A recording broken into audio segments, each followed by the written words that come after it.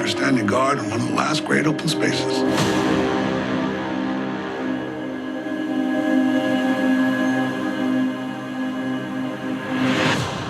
These people think that if they're tough enough, smart enough, and mean enough, all this will be there someday. There's no army of this earth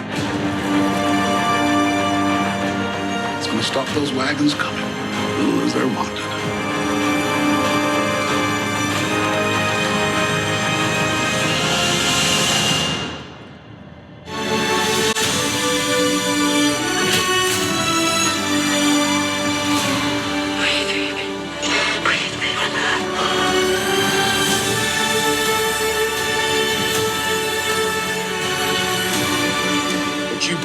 They will burn down.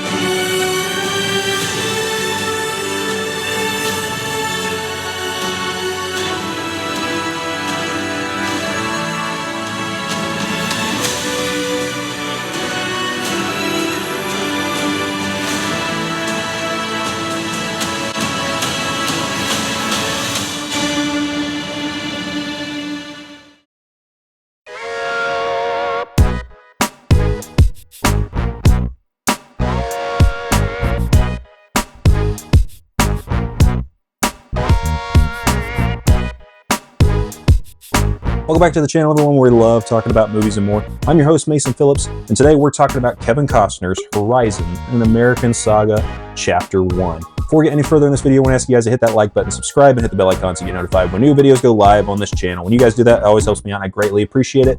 Now, let's get on with the plot. In 1859, families discover the lure of the Old West as they settle in territories from Wyoming to Kansas. Meanwhile, a gruff cowboy soon finds himself on the run with a prostitute and a young boy after killing a fellow gunman.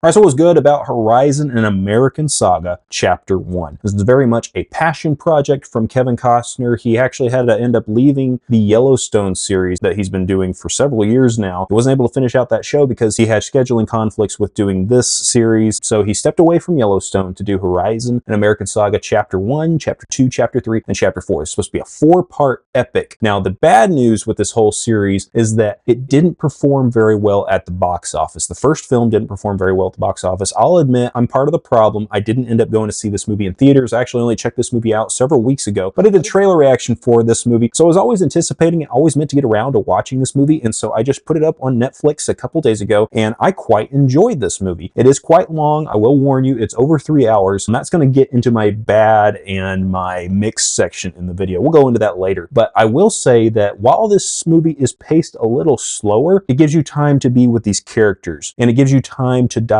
into their motivation, to dive into their plight. You know, this is really a great focus on the West, on the Old West, showing different elements, different characters, and how they were motivated, how they moved about the West. You see wagon trains, you see Kevin Costner's character, who's just a guy trying to get a job done. You see settlers that were taken out by a rogue group of Native Americans. You see the U.S. cavalry come into this story. You see a lot of differing elements. You see a mother taking her child to a much safer place out of a dark and hard family, trying to find a better life for herself and her child. There's a lot of moving parts here. There's a lot of character drama happening here. I think that can fall into a weakness, but as far as the actors go, all the actors did really great. I actually think Kevin Costner has a great eye for Westerns. I loved his film Open Range that he did with Robert Duvall in the early 2000s, and Diego Luna's actually in that too. He has a small role in that. He's playing Andor, of course, in Star Wars right now, and that was actually the first thing I think I saw him in. But that movie was directed by Kevin Costner, starred Kevin Costner alongside Robert Duvall. That was one of the better Westerns that I've seen. It's actually one of my favorite Westerns, but it's very quickly paced. I think that was better suited for his technique here. He wants to create this big overarching epic. I think that's fine, but one of the things that I thought up front was that this movie was probably better fitted to be like a mini series on TV. Maybe it split up into 2 seasons over the course of 2 years. He initially was going to release Chapter 1 in the summer like he did, and then Chapter 2 was going to come later in the fall. Both Chapter 1 and Chapter 2 were supposed to come out last year. Chapter 2's already premiered in festivals, so some people have gotten a chance to see it, and at the end of this movie, you get to see a little montage of what's to come in chapter 2. I was a little confused when I saw that because there's not a clear break between when the movie actually ends and the montage for chapter 2 starts. But I think that the character drama is great. The cinematography was beautiful. These yellow and gold colors that just saturate the entire picture, I thought it was beautiful. The sound quality was great. The music, you feel like you are in a Western. You track with these characters. There's so much to appreciate in this. I appreciate this movie more than most. I know it got a lot of negativity when it was first released for anybody that actually did go see it, but I appreciate the Western genre. I can sit with them a little bit longer than most people can, but I also understand the nitpicks with it because I have nitpicks with it. This is not a perfect movie, but I thought it was a very ambitious movie. I have to at least applaud Kevin Costner for having a vision, having a dream for this project, and then going out and just doing it. A lot of this was funded by his own money. He put a lot of his own money into this project. I'm hoping to be able to see this whole thing happen over time. I want chapters 2, chapter 3, and chapter 4 to be released to the public. Chapter 2's already been made, so it's just when are we going to be able to see it? I'm hoping we'll be able to see it sometime this year, maybe next year. I thought this was quite a well done film. I had a lot of enjoyment in it. There's not really much I want to talk about in the good section, so let's go ahead and move on to the mixed section.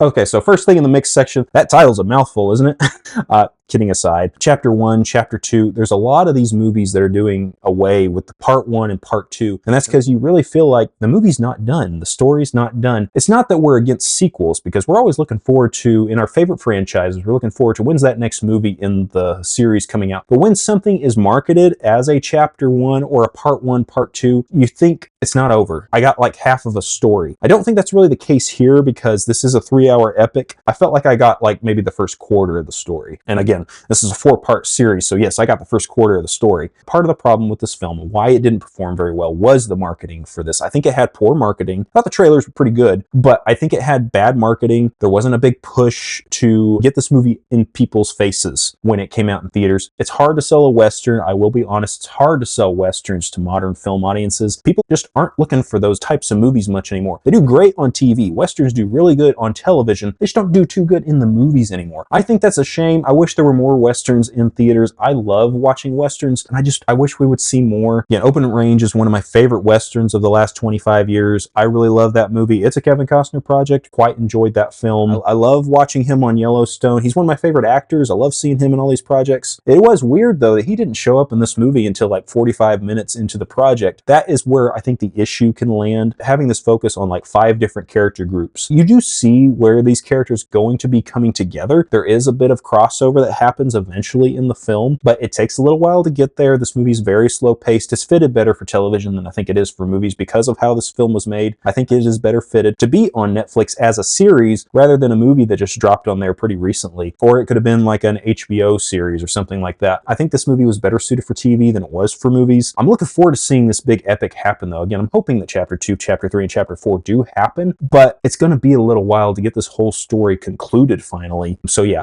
a little mixed. I think we should have focused on maybe 3 character groups rather than like 5 or 6. There's a lot of character groups, a lot of moving parts here, so you can get a little lost in that. I was able to keep track of it, but there were times when I was like, oh yeah, now we're going back to these characters. And then it takes a while to get back to another character group, and you're like, oh yeah, that's what was going on with those people. I completely forgot about that. I just moved on to something else. The pacing could have been a little bit better. This movie didn't need to be 3 hours. I think it could have easily been 2.5, probably 2 hours and 15 minutes is probably where it should have landed. There's no perfect runtime for movies, really. You can't say that every movie has to be 2 hours or every movie has to be 2.5 hours, but I do think that this movie was quite bloated. It falls into the mixed section. It's not completely a bad thing, but it's something I think that they really need to tighten in. I heard part 2 probably comes in at about 3 hours as well. I think we're going to be expecting this to happen again in chapter 2, hoping that chapter 3 and chapter 4, they learn their lesson, and maybe when they release chapter 2 to the wider audience, they realize we do need to trim it back just a little bit. Just because that's what we release to the festivals, when it releases in theaters or on streaming, maybe we just trim it back just a little bit. At the end of this, the montage starts for chapter 2. And I didn't know we were going into that. We were just starting to see images. There's no clear break that happens between the end of the movie and then jumps right into the montage. And then you just realize, oh, okay, there's all this music happening, all these clips happening, not a lot of dialogue happening. There's just flashes of stuff happening. And that montage lasted for like 10 minutes. It's quite a big chunk of the end of this movie. You probably could have just cut that off. I would have recommended that they actually did not include that. It's cool to see what's to come, but we have trailers for that. So we can just watch that online later to see what's to come from these movies. I don't think that was really really necessary. But again, that's the intention behind all these movies. Chapter 2 of her is also going to have the same thing, and Chapter 3 is probably also going to have that as well. Prepare yourselves for that. That's going to be included in the next couple of films in this series. There's certain characters that you're expecting to be in this movie, like Kevin Costner's character, that just don't show up until like halfway through the entire film. Now, I love all the actors that were in this. There's a lot of great actors in this. Michael Rooker is great. Kevin Costner's great. Sam Worthington's great. Jenna Malone is amazing. I really like these actors. They're really great. But you just have these characters that you're expecting to be in the movie. And so that's where my mind was at for a while, was when is this character going to show up on screen? When is this character going to show up on screen? So rather than having my focus on what was actually happening on screen in front of me sometimes, I was thinking about when is this other character supposed to show up? Kevin Costner is marketed as the main character of this film. I would argue, though, he's not the main character of this movie, because I don't even think he has half of the screen time in this film. I think Sam Worthington actually probably has more screen time than he does in the film. I could be wrong on that, but I just think that's a fault of the marketing. That's a fault of the pacing of this film. It takes a while to get certain things moving, certain pieces moving. Luke Wilson and that entire wagon train part of the film, that doesn't even come in until maybe the third act of this movie, so it's quite a while until we get to some of these bigger set pieces. I think that that's something they really need to work on going into the next set of films. Pacing really needs to be corrected. These films need to be trimmed down. It's not that this needs to feel like breakneck pace from beginning to end. It doesn't have to feel like we're always moving and always running. We can have breaks in the film, but it drags on a little more than it should, and so that's some correction, something I think they need to fix going into the next phase of films. Final thoughts, guys. I did like Horizon: An American Saga Chapter 1. I thought it was good. I enjoyed it. I appreciate Westerns. I appreciate the scope that Kevin Costner's going for. I think he has a great lens, a great vision for projects like this. But I also think he gets a little bit too much of his own ego in there about it has to be this way, it has to be this vision, and I'm not looking for anybody to have a dissenting voice in this project. That is great in some aspects, not so good in others, because you don't want everybody to be a yes man on your team. You want them to be able to say, no, maybe we should trim this down. Maybe we should do this instead of this. Having that teamwork rather than just having one person over the whole thing. Again, but he did put his own money into this project. It's like when George Lucas was working on the Star Wars series, that he was putting his own vision, his own money into all of this. So it was really his baby at the end of the day. So this is kind of like Kevin Costner's Star Wars. This is his baby, his big epic. Again, I appreciate it and I applaud that. I respect what he's doing here, but it's not going to be for everybody. You do have to accept that and see that this is not going to be for everybody. It was for me. I did enjoy it. I have some gripes about it. It's not a perfect film, but I did quite like it at the end of the day, and I'm looking forward to seeing where the series goes on from here. Now, if I'm going to give this movie a rating, it has got to be a 4 out of 5 or a B+ on the letter scale. I think it could use some improvements, but I also thought it was quite enjoyable. I appreciate the scope that this movie was going for. I respect what Kevin Costner is trying to do here, and I'm looking forward to seeing more from this series, hoping that we get that stuff sooner rather than later. Guys, go down in the comment section if you've seen Horizon: An American Saga Chapter 1. Let me know what you thought of the film down in the comments below. I'd love to hear from you. Before you go, remember to hit that like button, subscribe, and hit the bell icon so you get notified when new videos go live on this channel. When you guys do that, it always helps me out. I greatly appreciate it. Hope you all have an awesome and a fantastic day, and I'll see you in the next video.